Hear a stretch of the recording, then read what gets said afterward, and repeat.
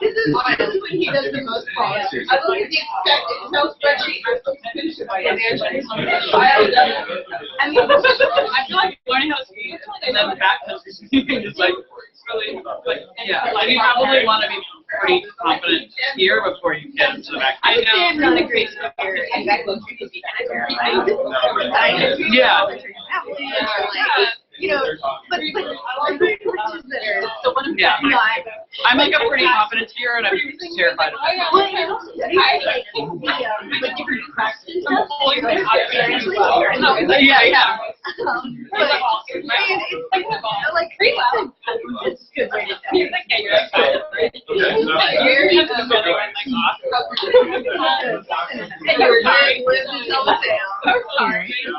I did spend 8 months down in together with my son. My husband last year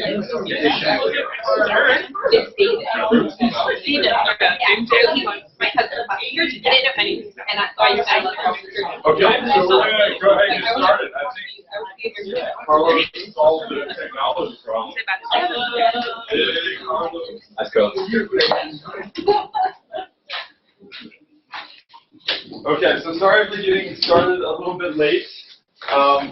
Let's try this. So can our people joining us from other sites, maybe Spokane, Idaho, Alaska, can you hear us?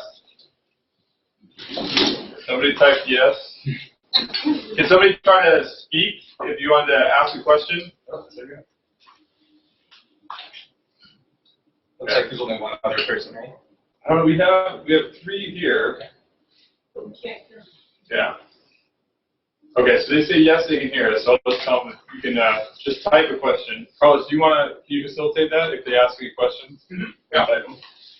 Okay. Why did the screen switch?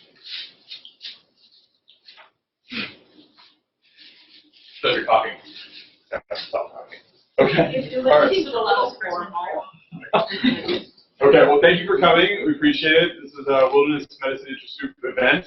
And the idea behind this was previously there's been a misconception that if you are interested in emergency medicine, then you have to be hoping to go into an emergency medicine track. And we wanted to dispel that myth because we obviously have people that have specialized in a myriad of other specialties and are currently providing wellness care in our community. Right? So that's the idea of bringing these 3 panelists in.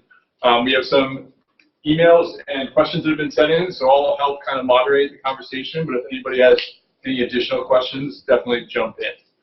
Okay? All right, so maybe we can just do like a brief introduction of each of you and what different wilderness medicine activities you're currently involved in or you have been involved in the past.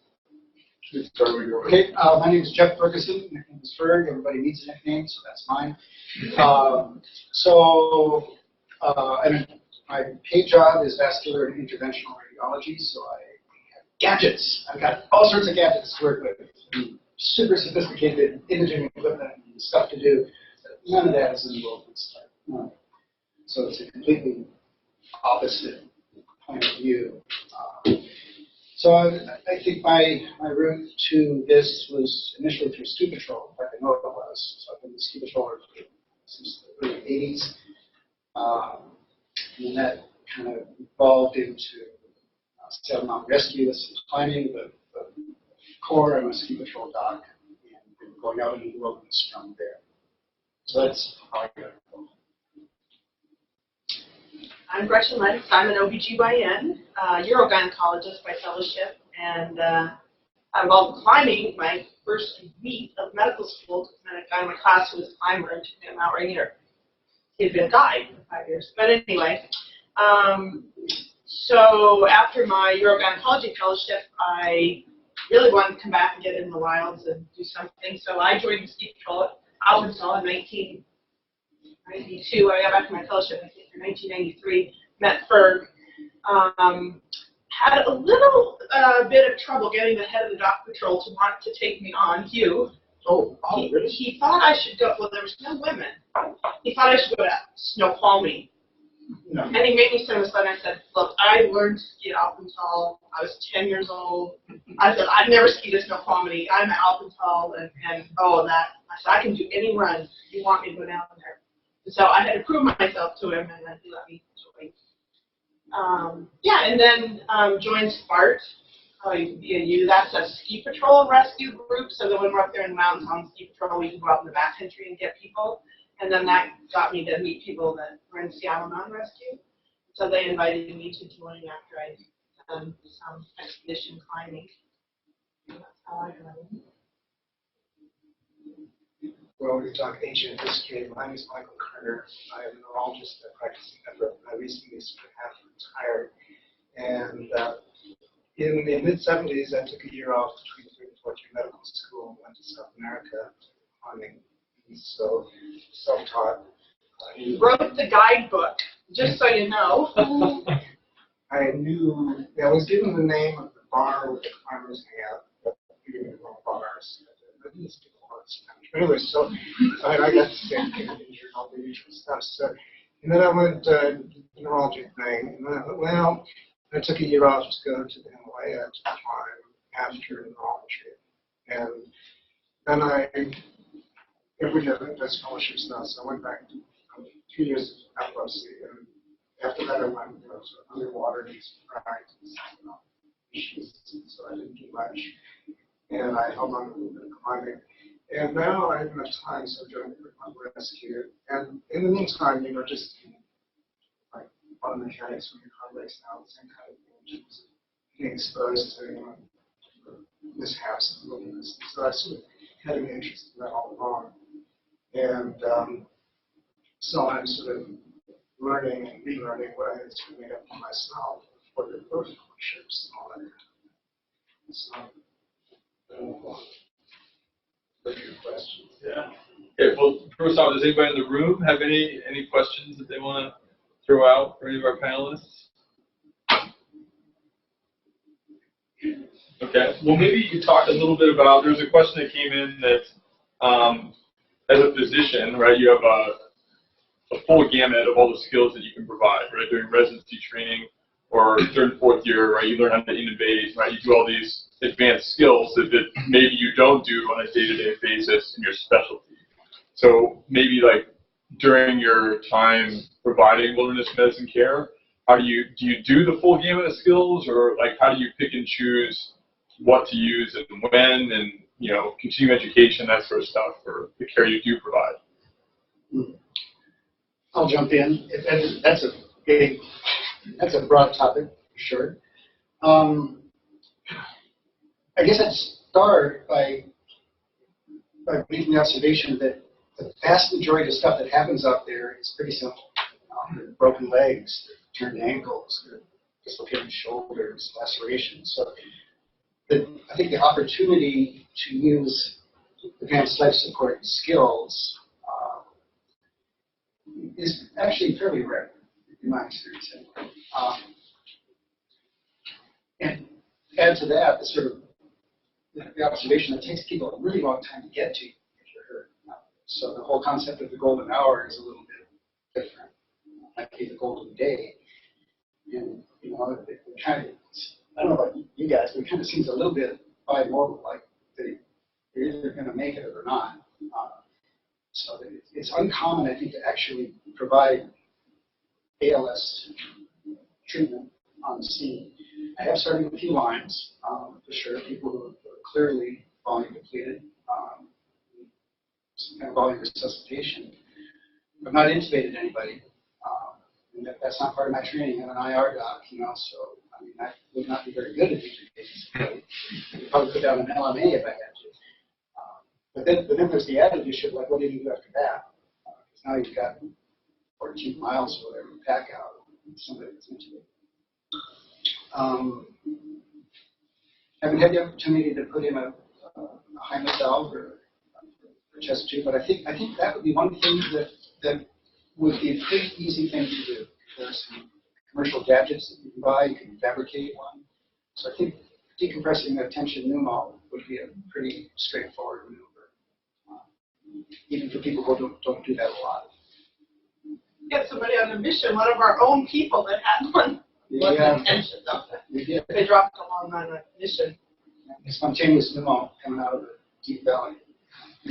We did not put it to. We did not. He was so fit. His oxygen saturation was probably better than mine. He was able to play show. Yeah. So I'm not exactly sure that answers precisely. I think that's, yeah, a good start to it, yeah. Generically, I mean, I'm not going to do something I'm uncomfortable doing. I mean, if there's something I'm feeling good about doing, but, you know, I use needles a lot, I use ultrasound a lot, I do some peripheral nerve blocks without ultrasound. I mean, those are all like low-risk maneuvers that somebody with basic skills of, you know, skin prep, lidocaine use, you can do that. It's pretty straightforward. Pain management as a general topic has come up a lot. And actually, we've got 2 anesthesiologists in our patrol who, despite their ability to use lots of cool stuff, kind of drift towards Tylenol and ibuprofen synergistically. Give it to them, wait 30 minutes, they're a lot better. So that we something any of us could do in the field. What about Gretchen or Michael? Any other insight on that? Well, I think, yeah, we're definitely, as an OBGYN, urogynecologist, I'm a bit. Hello. You there?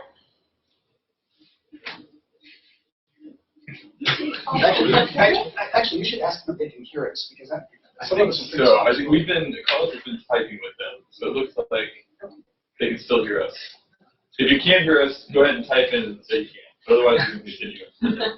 So I got my training largely on the ski patrol, and so a little bit the good old days, but there is an outdoor emergency care, how many hours? 70 hours, 90 hours, some ungodly amount of hours. Yeah, it's the OEC is the training course for ski patrol. Right now, it's about 107 hours. I want to say. So you actually took that when you started. I wasn't required to take it. They asked me to help teach it, so I helped teach it. But we learned a lot about splinting orthopedics just on the job, because we had an orthopedic surgeon who was around, Craig, who I knew how to put a shoulder back in, but it was nice to have him there and supervising until he'd done a bunch. And they really taught me how to do splinting and pretty much everything I had to know a little bit on the job. We did have a code pack that we had to, like, I did the drugs for some years, so if somebody coded on the ski patrol. So I did keep my ACLS up every year because I was so afraid, and I kept my intubation skills up by intubating my own patients in the operating room, letting under anesthesia supervision, I just say, and my patient on an IV, and then I'll intubate. You know, there was not always a resident or suite there, and so I tried to keep those skills up because we all thought those things were going to happen, and then it basically didn't happen while I was there. I mean, we, you know, definitely do oxygen, and but it never came up. But we were prepared. We had our list of drugs, the ACLS thing, to run a code. But I couldn't do that now. So if I was out on my mountain rescue thing, we wouldn't have the stuff anyway. I probably wouldn't do that. I'm a little hesitant to put shoulders in very much anymore. But really in the wild, I could do it on one of my partners a few years back, and I've done it occasionally. But even feeling a little uncomfortable putting shoulders back in because I've been off the ski patrol. University took my malpractice, all of our malpractice away. We're self-insured, so I had to quit the ski patrol. So I think we're self-limited to what we can do, as you said, that's safe, not going to hurt anybody. But sometimes it makes a difference. Like a shoulder, I would put back in if somebody had neurologic compromise from a long way out, and I was nearby. I think we've done that enough on the ski patrol. I didn't think there was a fracture anyway because of the mechanism. But yeah, there's a lot of things I probably won't do, and most of the things we don't need to do on mission. So I know we're gearing up for more miles, but it's just been, you know, we had one where they ran a code on the guy on mailbox, and they actually got a defibrillator up on mailbox. One of the air ducts here thought it might be the first time that somebody really away from care got shocked out there, and it actually worked. And so gosh, in all of our years, we have a defibrillator at Alpental. Have you ever used it? Yes. Yeah. You have used it, right? All right. Yeah, so that makes sense. And we have one to run up the trail with. But, It's pretty infrequent. yeah. What about you, Michael? I can only second all of that. I was in Valdez climbing with a young guy and orthopedist, and the orthopedist diagnosed that he across the valley. Yeah. But then after that, everybody is equal. So I came out. The ortho guy did drain his knee once he got into the clinic. And then I figured out why he didn't have any pain. Because I'm a neurologist. I learned that he didn't run MRIs. I learned instead so that was all very interesting. But in terms of helping out, everybody's about the same. Let's get a ways out there. I think I was going to talk about the spectrum between the sort of acute and then what you do if you sort of way out the woods and expeditions. Yeah, we could definitely talk about that a little bit. Before you get that, I want to, what you said is absolutely correct. It's like this whole group of people that goes out there and does this, and everybody brings something to the table. So it's a very collaborative feel to working out there. Even though orthopedics, they might be like, I was like examining some kid's wrist, and I think it's broken. I split him up. Let's get him down, get an X-ray. And I asked the ortho, I said, hey, so what do you think? And he's like, yeah, broken. You're right. Like, I mean, he doesn't going to do anything more than, oh yeah, there's point tendons there, broken. It's not much they can do without their X-ray machine or without, they're not going to reduce dislocated things sometimes without pain medication and X-rays first. So in some way, it is an equalizer about how little you can do in the wilderness, or even we're an hour away from care. So that's a good point. Interesting. So it seems like even if you have an EMT or paramedic on skiing, because of the austere environment, you have that equalizing factor. But what do the physicians bring in that situation? Just like having that wealth of background knowledge help put it in context, or maybe the leadership? Do people look to you like in the field, just as a physician alone, to be directing care, or? Well, I think it's several things. Narcotics, for one. We are the only ones who prescribe narcotics, and that's been invaluable to people with very serious injuries. When we've been in the wild and we have a 10-hour extraction to do, the helicopter can't fly, and somebody's got a compound fracture with bones sticking out. Narcotics are huge for transporting people when you're bumping in a litter and getting them out. And I think of all the things I do, that is the most important thing I've probably done. And occasionally, diagnostic thing where somebody missed something. The guy probably got an ice axe penetrating wound to his abdomen, and I was on the scene. I was in the parking lot, and he was getting nauseated and vomiting, but stable. And I said, "Well, this fluid is seeping out." And I'm like, "Has anybody gone to skin and looked, well, he punctured himself, and there was peritoneal fluid coming out, and he was vomiting. He had an interperitoneal. I'm like, he needs to be airlifted to Harborview right now." And that would just be something that people where the level of skill, having seen that, where it made a difference. Say, we need a helicopter now. And they hadn't thought that. They were getting the litter up there and going to transport him, and just thought, oh, he just banged himself up, falling down. And I said, no, that's an emergency. And so sometimes we make calls like that where we have more experience to make the call on the mode of transport and how fast.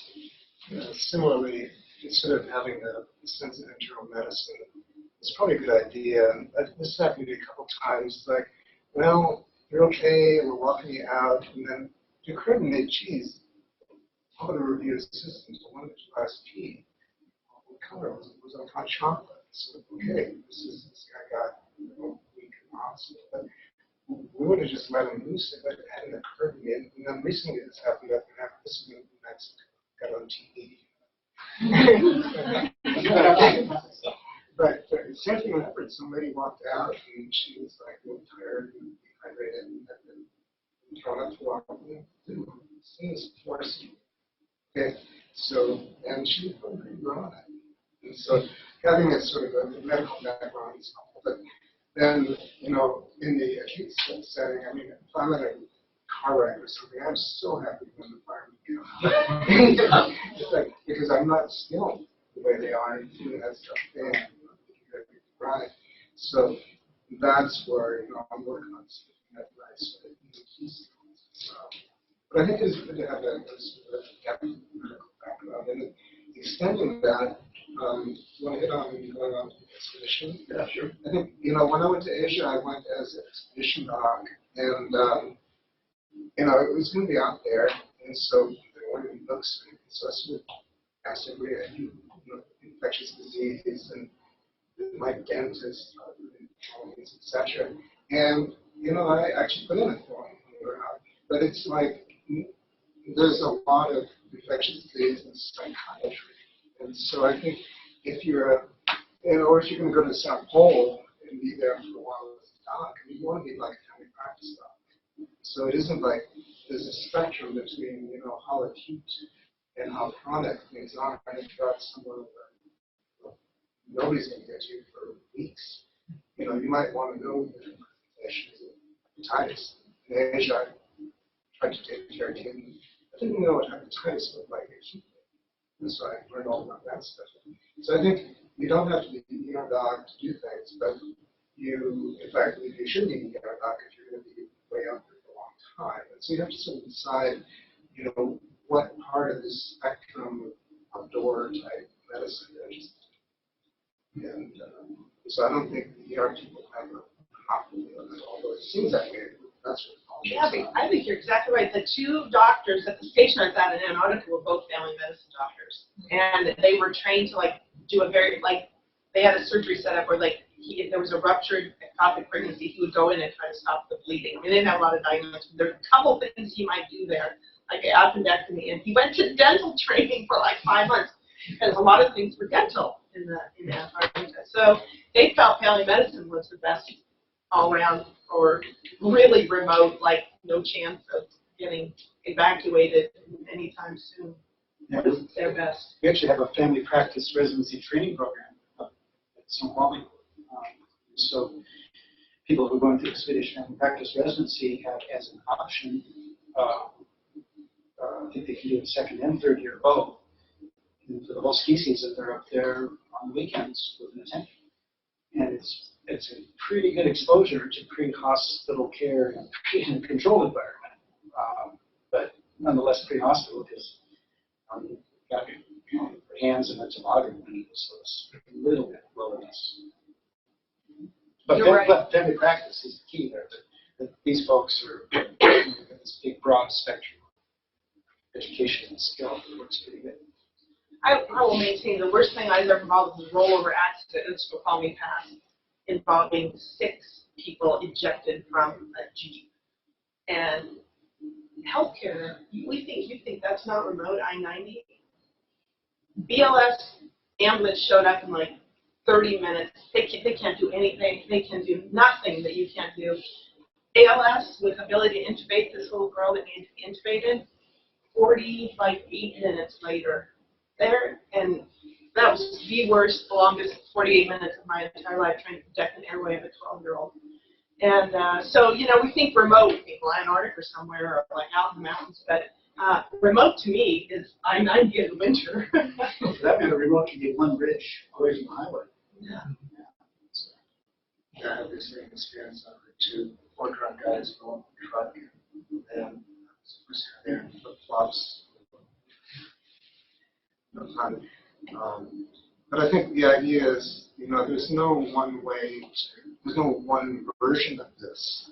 It's a spectrum. And if you really want to be defined, you should come up with it. We'll have to edit that out. Careful, impressionable young people. Combine that tape then.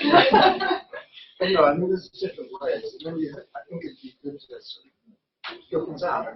You could do sessions and this type of stuff. So I looked at this all new to me, and I was like, wow, there's 15 different ER training programs that go on publishers. But there's also some family practice programs.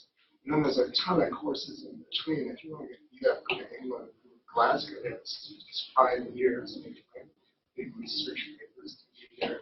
For wilderness medicine. Wow, that's amazing. So check that out.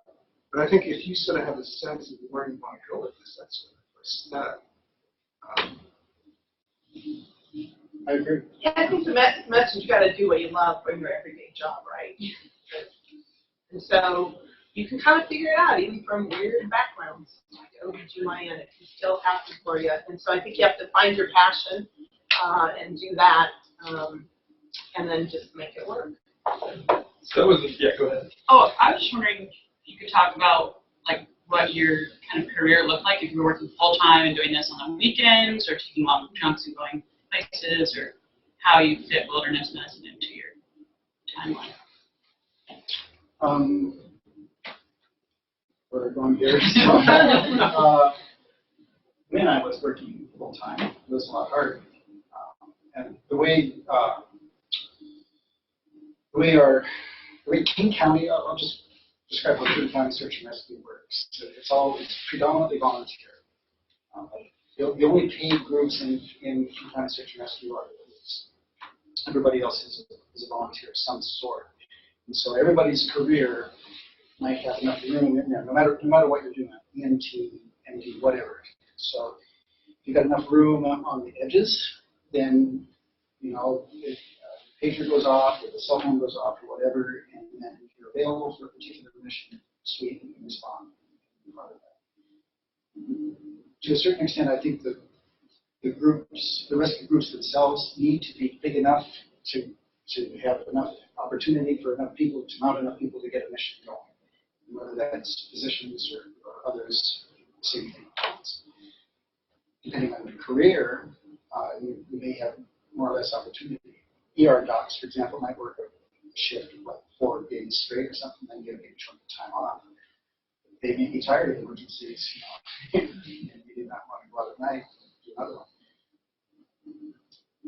So I don't know that I completely answered the question, other than it pretty much happens on the margin. Yeah. I mean, the ski patrol is kind of easy because we schedule the whole season of your shifts.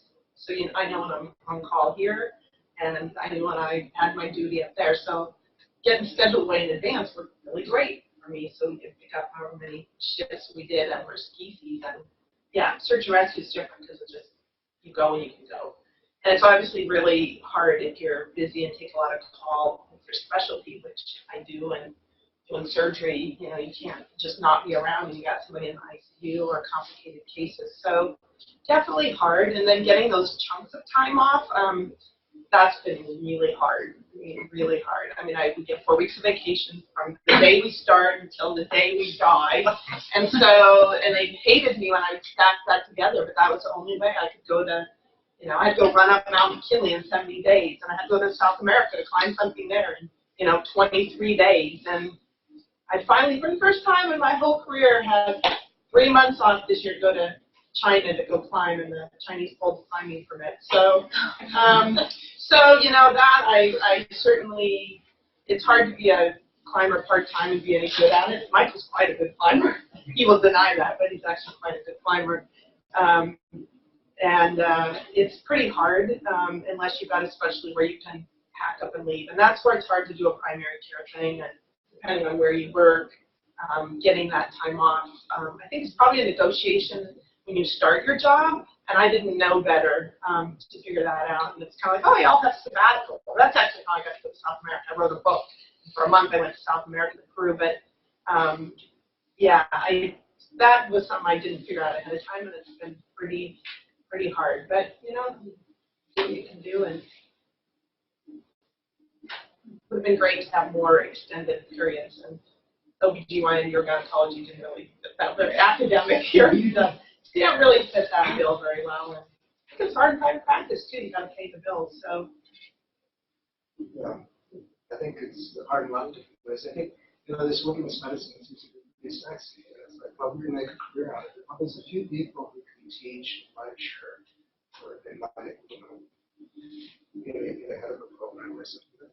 I don't think there's that many spots, at least from Google around, that there's some threads for people like yourselves who are talking to each other about, oh, we do this. So I think there's not that many jobs. And so it's like, well, it'll be volunteer work or a chunk of time. I was actually in practice half time with a buddy up in Anchorage. That's obviously did not work out. So I would advocate, taking time at logical points in your career, and you can take off the year. I mean, liberal education, take time. And the other thing is, whether you do this sort of really intensely and do a lot of it or try to make a career of it, or you don't do it at all. I don't think you shouldn't do it at all. If you go in the woods and things will happen. The more you know, the better off you are. It's really good helps. And so I think just keeping hands in, learning as you go along, and trying to learn informally as much as you can fit in is as useful.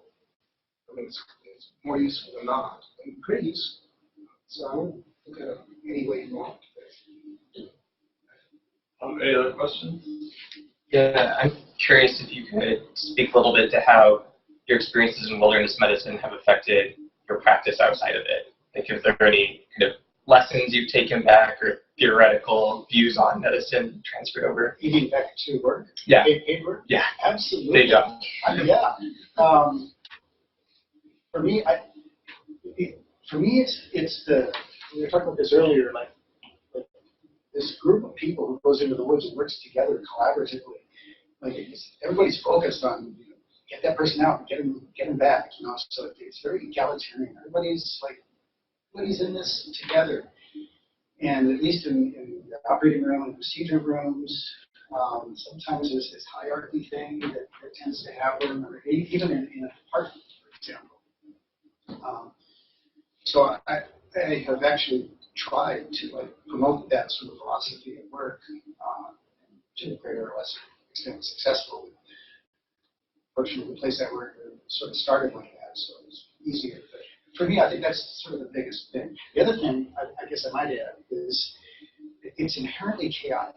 It is just plain chaos. The start of every mission is total chaos. I mean, the information is always wrong, and there's always something different about it. Miles can relate to that.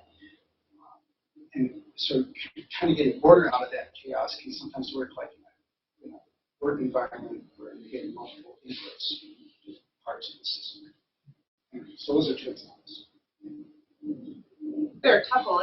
I think the teamwork and the camaraderie is just so wonderful and refreshing, and on the ski patrol, and we got a really good environment. I love alpentologists. Pro patrols go on with the volunteers. It's just like, and everybody worked together so well. And when I think about that, somebody said to me last week, well, we should have checklists in mountain rescue, for certain things you have in the operating room. They heard on the radio UW was one of the first to have the operative checklist. We were in the international trial, and I said, well, wait a minute. We have a checklist when we run a reading thing that we've had since before I did an operating room. What are you talking about? We already had, but anybody can say stop if something's unsafe. We're rigging a mission, we're lowering, we're raising, we're doing something. Anybody can say stop and we say stop. Why? Somebody can point out, we have a safety person, we have a checklist, main ready, belay ready, attendant ready, I said we have a checklist, we have commands. It's so, we had that before we got in the OR. So I think the camaraderie, I'd say the other thing, I read these things all the time about burnout. We're having a thing linked around burnout. OBGYNs are the second worst in the country. 56% of them are burnout. Most of them want to retire. That was terrible. And I think of anything that prevents burnout, for me, it's being on the ski patrol or mountain rescue. It's taking medicine away from my everyday job. And that's what I wanted to do. I wanted to have medicine, the things I love to do, the volunteer work. And I find that an incredible solution to burnout is to be able to see medicine in action in a different setting where I love to be out in the mountains. And I think it's kept me going when times get hard in medicine. I hear these things about how burned out everybody is. So I think it's given a lot back to me to be able to do it. People are incredibly grateful. I read those emails. I may not go on a mission. This is so girlish, sorry to say, but I'll get these thanks back, our team was out and we saved this person, or I happened to be on. I was out the day we found the gal from Tenerife, even though I wasn't there, that was missing for 4 days, a teacher. And you get these things back from the family, and thank you so much for not giving up. 4 days later, or the family was there and they're hugging you and we're all crying. And I read those things and I just start crying. I'm like, wow, we have these great opportunity to go be volunteers in a way that sorry, I don't go to the food bank and serve food, and this is my volunteer work, and I love it, and I love when my team's out there, and I get these wonderful emails about people being grateful, and so I think it's a way to, we give so much in medicine, and, most of the time, we get a lot of that. I'm grateful patients, but, I do take a lot of crap from people, we all know that. But, and we don't get thanks from every person, but I feel like we get a lot of reward from being able to help these people that really nobody else can go help them. They're on the side of a mountain, we have to go lower them down. There are very few people that can go help them. And so I get a lot of, I think, keeping me professionally going. I get back to work, I'm really happy and jazzed after a great mission. I show up at work and I'm like, wow, I was, on a certain mission, and I love it. But I don't get to go very much, to be honest, because I'm on call. But I love the few I get to do every year. I'd like to expand on that, actually. It sort of expands your horizons. I mean, if you're working, you're in this sort of bubble, and I don't know anybody voted for Trump, and I don't know anybody who carries guns and stuff. But when I mix it up with other people who come from different worldviews, I think it's very useful. And and that's one thing. And then if you go on an expedition, like I did, walk in the clinic for all the quarters, or see sick in the village. So it really expands, it forces you to consider some things which otherwise you wouldn't be exposed to very directly. So I think, it's, travel is a good thing.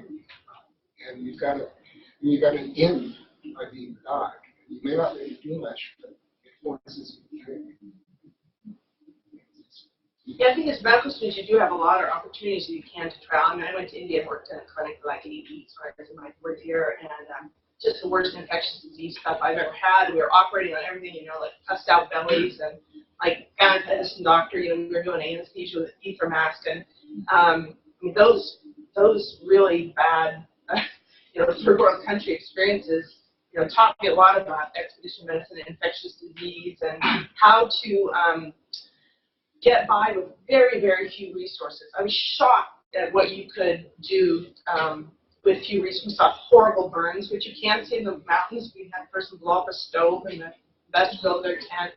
But we saw bad burns, bad fractures, lots of stuff that, I didn't have a lot to offer, of course, supporting medical students because I didn't know as much then, but I learned so much about what I needed to know. Okay, I realized I don't know how to treat that or that. And so I took a lot away from that I came home with my residency, and when I did my internal medicine or my ER, I really sought out a lot of those learning experiences then, and I think as students you can do that. And I think those third world experiences are really powerful. Here's another weird thing. Like, I'm an OBGYN. Nobody would want me for an expedition doctor anyway. That's where I'm not doing.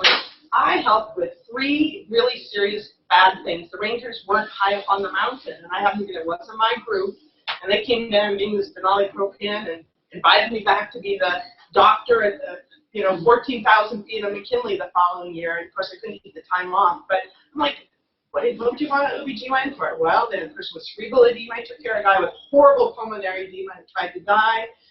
We had another woman with a weird eye thing that I think was probably early cerebral edema. We had got chicken pox who got airlifted out. It was just like one thing after another. And I'm like, not my team. And I'm just, but you're doc. I'm like, well, I'm OBGYN. I always practice it with, I'm OBGYN. You get the skills, and like I said, there's not a lot you can do up at 17,000 feet on Mount McKinley, but, I know a little bit more than most people. I have the drugs that I can treat people, and we kept people going until the Rangers could get up there, or we could get them down. And, again, there's not a whole lot else you can do. So as an OBGYN, I knew enough to be up there to take care of people, and it was valued, and I felt good, and I helped people, and I'm an OBGYN. But you keep saying that, but here are 3 people with not family practice, not ER, or whatever, but I think all 3 of us have kind of learned on the job to a certain extent, but there's this core knowledge that people are getting, and hope that I'm still learning as I go along, but it's that deep core of knowledge that you don't have to say, well, I'm an OBGYN doc. You're a doc. So there's this baseline of knowledge. I don't want to get their expectations up. You start low, you look really good. Any other questions? You're like 10 or 15, 10 minutes left or so? If not, I've got you want to speak to that? We used to learn on the job. I should have made up. I mean, I made a stem split on hardware cloth and that tape, before they had stem splits. It was sort of nasty. But you don't have to learn on the job. I mean, you can take a course, and you can take a bigger course, or you can take the diploma in mountain medicine. There's all these things you can do, and CME. So you don't have to do it really good, but you can be more qualified when you get started. I mean, you still want to get the experience and whatnot. So I think you've got a lot of options which you can do. We have the wilderness medicine course that Andy Lutz has taught. I used to help teach that with them. I mean, that is a great thing to put right in your lap, which is a great starting point for getting some skills. You guys taking that? With the new curriculum, he wasn't able to offer it last year, so I hopefully wonder if you can ask your help. I Maybe know. we can all email. Yeah, we might be able to do it. That's a good point, Commander. All of you are here to get together because it was a really well taught and well received elective. You helped teach it. You were forced to help teach it then. Yeah, we're working on it. We're trying, but if everybody here sent Dr. Lux an email, that might help. So. And then we can pass it on to the curricular. Yeah. Show up at 300. So a couple more questions. So you kind of hinted at you've figured out. Well, first off, like medical kits. So what do you, through all your wilderness medicine experience, what do you currently carry in your medical kits? Well, 1976, Dr. Michael Koerner had 10 things on his medical kit. Probably all still would be in there. Well, there's some things that I didn't carry that I would never go home. I would never go without. I did never carry narcotics. And we were 3 days out in the Olympics, and a friend of mine got hit by a rock and shattered and dislocated his shoulder. And I knew I couldn't put it back in, it was broken. And we were friggin' in the middle of nowhere in the Olympics, and I had no narcotics for that poor guy. And I have never gone on a trip without narcotics since then. So that, in fact, is my number one on my list. Number one on the list. That's, I'm going to say that first. I'll let you guys. Okay, we don't have our MDs yet, so I don't think we can I know, but I'm bring that. Yeah. But, You get them. cloth tape. Only thing I carry climbing really, except a nice pair of really good little tweezers, because you don't walk around all day listening to just eat that shit. Really. So I'll do tennis, but obviously, I mean, cloth tape and everything else, you've got t-shirts, so mattresses, kitchens, together, and maybe a safety pin, or cloth tape, if you have a fully injured tape. And that's minimal. And I know the climbers who are docs, so that's all they carry. I mean, we should do better, but you can turn cloth tape into a Band-Aid that don't fully see on the dry side. You can go with that. I mean, it's almost I know you have a favorite kind of tape. I do have a favorite kind of tape, but it's not cloth, but it's that much coveted pink tape that you sometimes see around. It's super sticky. It doesn't come off in the rain. It's similar to the stuff that's put around stomas to hold the appliance on. Yeah, coveted pink tape. I love this stretchy stuff. I forget what it's called. No. Coban. Coban. Is that what you're talking about? It's similar. Yeah, it comes in blue or The cool whatever. thing is stocking in, like world's quickest bandage, right? Put it over your head for scalp wounds. You could run it on. It's super quick. for my scalp and I use and two headlines. Because one is going to shadow one that's cold. Okay, so I always have to do one and break. So we've kind of screwed around it a little bit. What about legal concerns? As MDs in the backcountry providing care, what are the realities? What are you concerned with? What should people do? Stevedore is very different than in the backcountry, I would say, too. it is, and Miles and I, we were talking about this before you guys all showed up, and I'll just jump in because that's sort of my role right now because I'm a medical program director for Summit Oklahoma. So it's its own EMS agency, so I get I wouldn't call it a privilege, but it's supposed to be like the adult supervision. And we've wrestled with, we've avoided some of the medical stuff by being part of an official system. So we're a King County EMS agency. So our liability issues kind of automatically get solved because we're an agency and because I'm sort of the liaison doc under Tom Ray, then my personal exposure to stuff that I say administratively is covered under that. Different than my personal exposure might be to stuff that I do. Like say I just say, well, I'm going to intubate you and I screw it up. Well, no, that would be a bad thing. That would be, I think, beyond my scope of practice and something that I should not do, and I would be legally at risk for it. In the woods, it's a little bit different. I think in Snohomish County, I think it's very protocol driven. It's all by EMT protocols. And so the BLS care, anyway, is covered under the county. When you start going beyond that, I think it's going to be very county specific. So, for example, we fly paramedics on Guardian 2, and they fall under King County guidelines, so they're covered by that. We don't. I used to fly in a helicopter, and I'd be up there doing something. Really, what are you doing there? So it's starting a line or whatever. But there really isn't any legal framework in which that kind of thing happened when I was doing that. So I don't know that there is a formal structure at this point in most counties in the U.S. Well, except that technically in the wilderness when we're out on a mission, it's sort of that. I mean, it's Samaritan law, but Riles told me that we're covered under the state up to $15 million. Riles, the old guy, Ron Riles, 20 years ago. Well, it was like 20 years ago.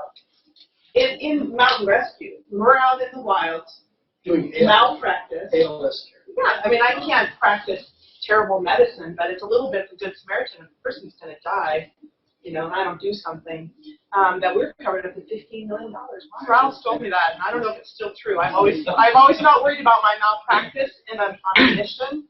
Ski patrol is different. We're covered. I had to be covered under the UW, and we're self-insured here, which was why they didn't want us doing ski patrol anymore after our medical director left, who was on the ski patrol.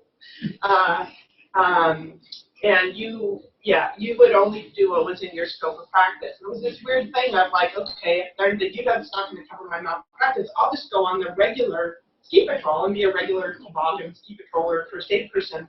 And then they pointed out to me, oh, but no, if you don't relocate that shoulder and that person has a permanent neurologic injury, you're liable because you know how to do that. You're a doctor. So I couldn't work it either way on the ski patrol, so I gave it up. But mountain rescue, I don't worry about because Riles told me we're covered. I should probably talk to him again. That's 20 years ago, I just didn't worry about it. No, but the state has an insurance program, and we're state volunteers. We're all certified. We have all this stuff we got to do.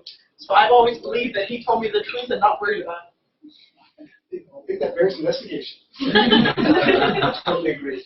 I mean, your questions helped me a little bit. So I was trying to get somebody, Ashley, to come up. She's an ER doc, rescue. She's and so she and I had a discussion of this, and we don't know.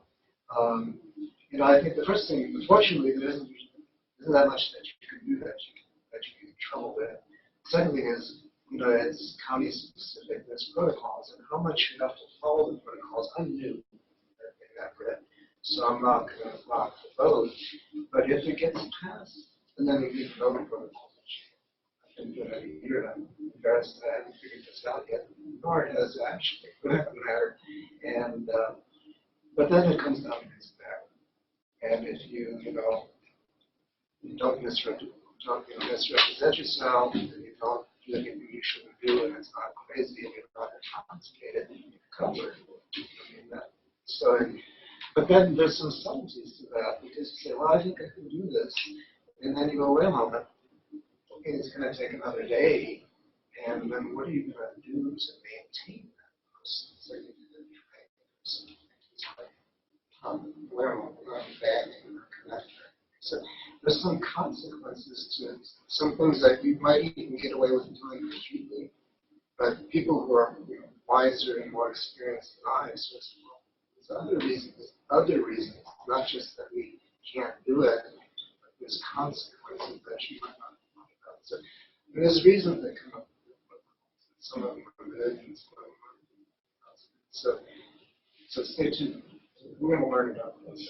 We'll work. Okay, so I want to be conscientious of everybody's time. It's about 6:45. So I did advertise that if people had specific questions for each of their specialties, that we could take those at the end. But I want to be conscientious of people's time, so people got to take off at school. But otherwise, I think we're going to hang out for a little bit longer to entertain other questions. Okay. Anybody from the great? Yeah, from the great ether. Yeah. From Idaho, Spokane, Alaska. Oh wait, it's the car. Oh, there was a question about the elective. Okay. Whether that, yeah. So for the elective, the last conversation we had with Dr. Lux on that was we were going to try to make it accessible to other sites potentially if it didn't fit within the old standardized curriculum. But everybody should shoot Dr. Lux an email. But that's how it'll work. I might offer, I don't know if this could actually happen. Julie Charday is a Swedish family practice doc who runs their residency. She's the gal who started this training program that we've got going on at the summit. And I've heard through the grapevine there's a bit of kind of a fall off in student enthusiasm for that. So maybe there's some creative new dub Swedish connection that might offer some opportunity for expanding. It doesn't have to be limited to family practice, and that's just what evolved. But get an attending resident situation going. That'd be pretty cool. Can a med student do search and rescue? Sure. So of course We had I mean, several. we've got all sorts of. Yeah. We've had a bunch, actually. So how would they get involved if they wanted to? Well, yeah, it depends on which county. I mean, in King County, go to the Casara website. And pick, you sort of need a wilderness skill, if you will, to kind of fit into one of the 9 units that are in Casara. Typically, There's a dog unit, a ski unit, a horse unit. Bicycle unit. bicycle unit. If you want to go four-wheeling. So I can send that out afterwards, but yeah, they're really receptive to having medical students involved. And if, like, is there kind of a threshold of, like, if I have to turn down a few different, like, opportunities because of conflicts of schedule? Do you get kind of, like, You're a volunteer. Okay. We're all volunteers. I mean, nobody, there might be some units have a certain minimum number of missions they want you to run per year. And there's training requirements, and that's actually what takes a lot of the time is getting the training requirements. And we have a 20-hour rigging requirement every year, which is less than average, but, that we have to go out and do training with our unit, which makes sense. But there's also state regulations about, pathogens and search strategy and what are all those core competencies. There's all courses that the county makes you take, like crime scene and legal, and there's a lot of stuff. But it's been done before, and It's online. it's realistic as long as you're willing to carve out the time. It's a zero-sum game with all your other obligations, but if you're willing to dedicate some of your weekend time to it, it's definitely a possibility. So I can send out stuff if people are interested. Are we able to get that this County too? Yeah. And I think all the counties in the state are very similar in the way they run pre-hospital. Just go to SCV, SAR, and just walk you through all the websites, bunches of websites, all different outfits. It's like, So you mentioned like different skills in different areas. Can you talk about some of those like non-medical skills that are good to cultivate? Oh, that whole psychological piece, which is just like the OBGYN thing, but it is that like we are taking care of a human being and and their friends or their time partner. Somebody gets seriously injured. man, there's a lot of there's a lot of stress, and being good at, appreciating that. We've got a patient we're taking care of, but we got all the people that, it's a bad injury around them that are traumatized. And so there's so much care of the patient that's just like in the hospital here, that it's really easy when it's snowing and raining and dark and you're trying to package and lower to forget we've got this really frightened person in there. So I think psychology is important. Totally. Yeah, and I think the whole team dynamic concept is super important. And I think a good skill is being able to, if you have some degree of authority, it's not like every pound on that, just like chill. And if somebody's piping up with a particular good suggestion or something, and you happen to be like IC or somebody who's supposed to be, stop and listen to that, like give everybody an opportunity to be part of this. Everybody's a safety officer, everybody's equal in that regard. So people skills and being willing to roll with chaos. It's chaotic. Chronic stress, the same idea that you're going to go on especially people who know them already. My wife and I guided a group for a while. People sign up to tours. It was a very interesting experience. So, sort of get to know yourself a little bit, back off, and see if you can sort of watch people who are a good guy, how they manage people without making you feel bad, that kind of stuff. Another non-medical skill is this will happen. And you will see stuff that really disturbs you. And so there's formal ways to deal with that and internal ways to deal with it. That's another skill set that I can't profess that I'm particularly good at. But that does happen. Conflict management, I wouldn't say we have a lot of it, but we are all volunteers, but we are under the King County Sheriff, and so we have to follow their rules, and sometimes their rules make no sense to us, and I've seen a lot of times with things that were elected where we're ready to rush in to rescue somebody, and the county's calling us off because the weather's bad, and it's too dangerous to start lowering somebody in the dark and the rain, and and so people's emotions are high, and so you do see conflict with who is our kind of bosses in King County, and they don't necessarily know the skills that we have, but they make the safety call, and so we see some people not agreeing on management sometimes. And you see conflicts sometimes between units. Sometimes it's less, way less, I guess, but every now and then we'll see it. It's like the Army of the Well, everybody keeps going that rock. Sort of set priorities. I think getting a group of people to set priorities is really interesting. And watch somebody who's good at this, see, pick up the way they handle it. Okay, what's our goal here? Or what one of some I want to come back alive.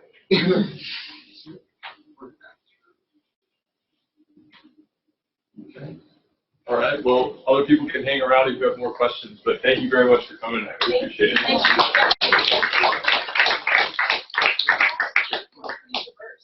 We have an endocrinologist, internal medicine, we have anesthesia, we have all different. There's only one orthopedic surgeon out of the gang, right? I like to say, it really does take a village to have an idiot.